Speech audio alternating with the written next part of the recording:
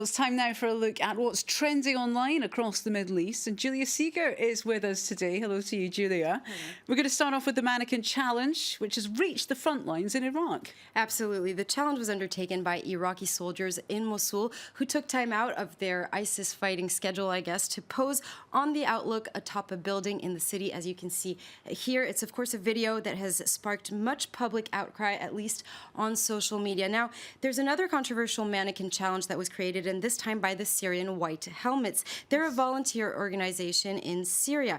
You can see two of their workers frozen in the midst of a rescue while there's an actor there pretending to be trapped under some rubble. The White Helmets explained later on that they created this video because they were trying to spread awareness about the horrors happening in and around the besieged city of Aleppo. But later they were forced to apologize because the content of this video was deemed inappropriate and offensive.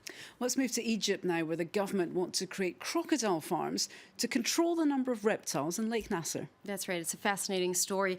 Crocodiles were frequently hunted in Egypt until the 1950s, and they almost completely disappeared from the Nile River. But in the last couple of decades, many fishermen insist that the reptile has made more than a healthy comeback. And the problem now is the opposite. There are too many crocodiles in Lake Nasser.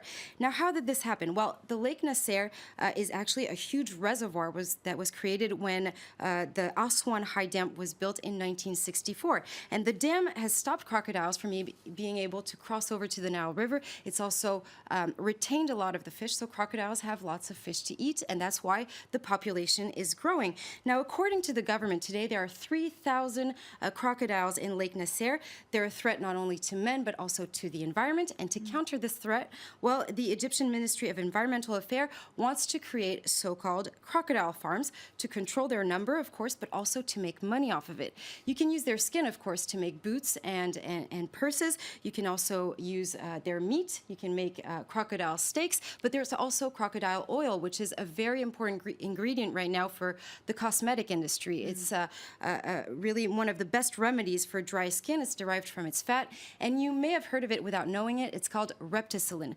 Now, there are also animal defense groups that have expressed concern over the creation of these farms, and mainly on the grounds of animal cruelty. Let's finish with a quick word now on Saudi Arabia, where some women are dropping the niqab. That's right. Many Saudi women are now opting for the Islamic veil. It's a veil that covers the hair, and sometimes they even leave a strand of hair. It's a growing phenomenon that's gained speed in the last few years, but it was very striking at the MISC Global Forum in Riyadh. It's an event for young people, and this is something relatively new, Hala, especially in the landlocked capital of Riyadh that's very conservative.